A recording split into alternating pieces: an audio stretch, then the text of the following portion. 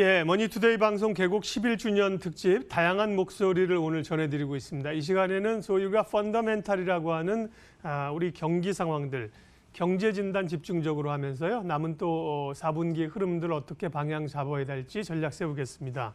홍춘욱 숭실대 금융경제학과 교수 함께하겠습니다. 홍 박사님 어서 오십시오. 네, 안녕하세요. 반갑습니다. 네. 그러게 말입니다. 경기가 조금 좋아져야 될 것 같은데 아직까지는 어려운 상황이고요. 아무래도 이제 미중 무역 갈등이 가장 세계 경제 발목을 잡고 있는 현안이어서요. 네, 이제 고위급 회담을 앞두고 있습니다. 이달 회담 혹은 향후 전망은 어떻게 판단하세요? 박지 않다. 박지 않다. 이렇게 봐야 되겠죠. 일단 두 나라 모두 좀 빨리 조기에 수습할 수 있는 기회들을 둘 다 놓쳤다라고 볼 수 있는 면이 존재하는 것이 지난해 연말 미국 경제 지표들 되게 안 좋았잖아요.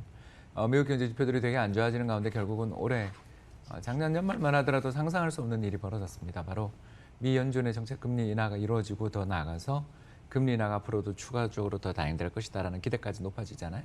그러니까 이런 식의 기대가 높아지게 된 것은 결국 미국과 중국 간의 무역 분쟁이 격화된 것, 더 나아서 미 연준의 정책 금리 인상이 너무 과했다. 뭐 이렇게 두 가지가 섞여 있다고 볼 수 있죠. 결국 이런 식으로 경제에 악영향을 미칠 정도로 무역 분쟁이 격화되는 것은 트럼프 대통령도 원하는 바는 절대 아니었을 겁니다. 반대로 더 나가서 중국 입장에서 볼 때 뭐 최근 차이신 지수가 50선 넘었다고 좋아하잖아요. 근데 이게 몇 년 만이잖아요. 그러니까 이런 식으로 경제 지표들이 잘 안 좋은 상황에서 대외적인 갈등들이 더 부각되며 경제의 불확실성이 높아지는 것은 누구도 원하는 바가 아닌데 문제는 이제 자존심 싸움으로 많이 진행됐고 또 서로가 건드려서 좀 안 될 수도 있는 좀 상대를 자극하는 부분들을 서로 건드려버렸죠.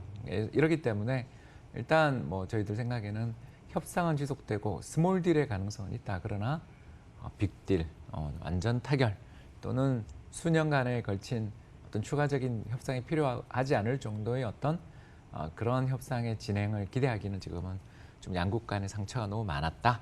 이렇게 볼 수가 있을 것 같습니다. 그러면 소위 이제 이거 이제 변수에서 상수화되고 있다. 예. 미중 무역 전쟁은. 예.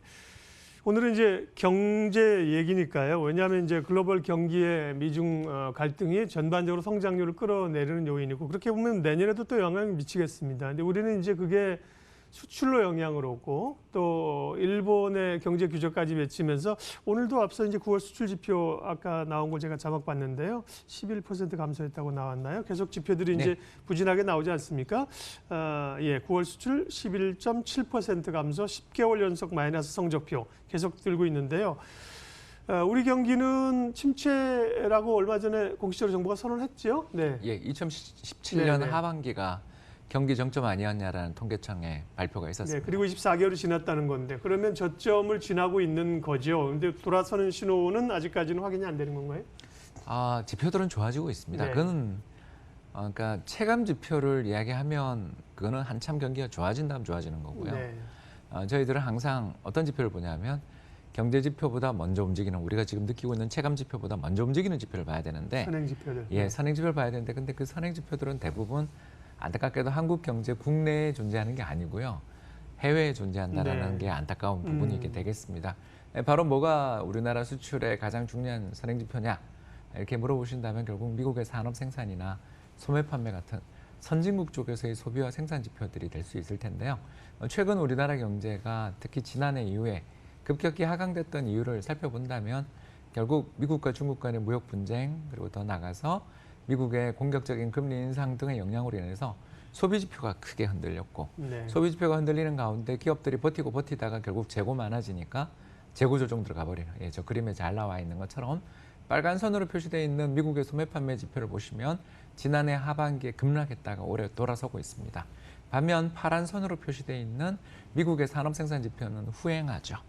조금만 소비자들의 지출이 줄어들면 산업 생산은 급격히 하락하고 또 반대로 소비자들의 지출이 회복되더라도 후행적으로 수출이나 산업 생산 같은 건 개선되는데 저 끝부분 보시면 소비 지표는 상당히 바닥을 치고 올라왔는데 아직 생산 지표는 후행하고 있다는 것입니다. 이런 점들을 생각해 보면 또 저 미국의 산업 생산 지표가 개선된 다음에 그 뒤로 한 두세 달 있어야 한국 경제 수출이 좋아지는 것을 생각하면 일단 우리나라 수출은 연내 제 생각에는 플러스의 반전의 기회들은 있다. 그러나 탄력적인 회복을 지금 기대하기는 어려운. 그러나 앞서 말씀드린 것처럼 우리나라 수출에 또는 우리나라 경제의 선행지표 역할을 하는 것이 선진국 소비자 지표인데 저건 작년 연말에 충격에서 벗어나고 있는 중이다. 이렇게 해석할 수 있겠습니다.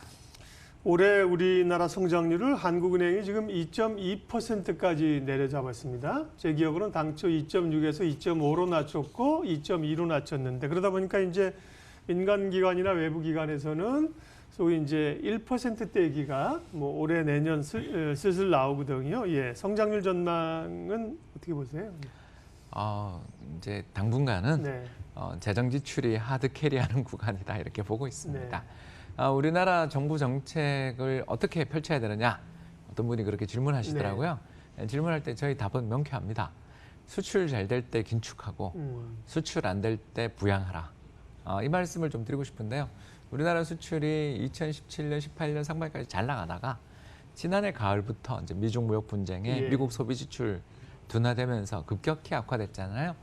그 충격을 지금까지 받고 있는 것입니다. 그렇다면 지난해 하반기부터 올해 사이에 우리 정부의 대응은 어떻게 해야 되냐 하면 금리 인하 그리고 재정 지출 확대. 특히 추가 경정 예산 같은 경우는 지금 더 적극적으로 늘리고 있잖아요. 있는데 올해 뭐 추경이 미니 추경이었죠. 그림 하나 좀 보여주시면 감사하겠는데요. 바로 우리나라의 GDP 갭, 다시 말씀드려서 잠재 성장률하고 실제 경제 성장률의 차이가 빨간 선으로 돼 있는 GDP 갭입니다. 저 GDP 갭이 마이너스 영역에 있다는 건 경제의 수출 압력이 우세하다. 그러니까 다시 말해서 우리나라가 2017년 하반기부터 경기 하강이에요라는 통계청의 발표는 저는 좀 요식행위다. 우리나라는 2012-13년 이후에 마이너스 GDP 갭이다. 다시 말해서 우리나라 가지고 있는 캐파가 100만 대다. 예를 들어서 이런 100만 대의 캐파를 가지고 있다면 그 100만 대 캐파보다 안타깝게도 GDP 성장률이 밑에 있다. 90만 대, 95만 대만 팔리고 있는데 문제는 저게 누적되고 있잖아요. 누적되면 무슨 일이 생기느냐? 재고가 늘죠. 가동률이 떨어지고 그리고 고용도 감소하고 물가 상승 압력이 둔화됩니다.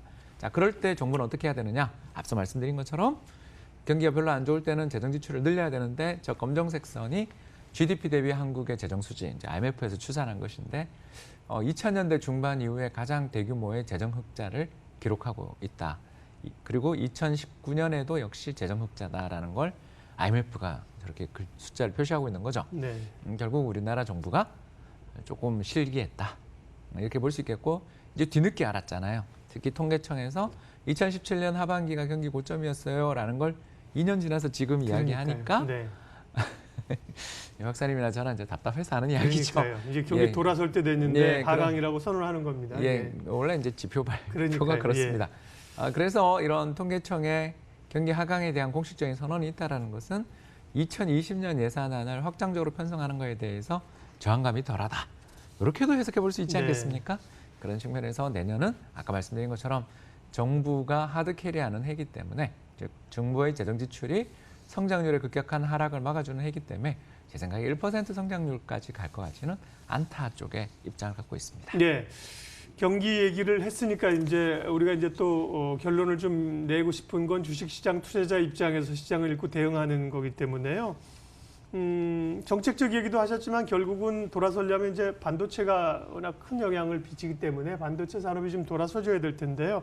반도체 업황 회복은 뭐 빠르면 올 연말 내년 상반기까지는 얘기하시는 것 같습니다. 어떻게 보세요? 뭐 일단 달러에 대한 원화 환율이 많이 올랐어요.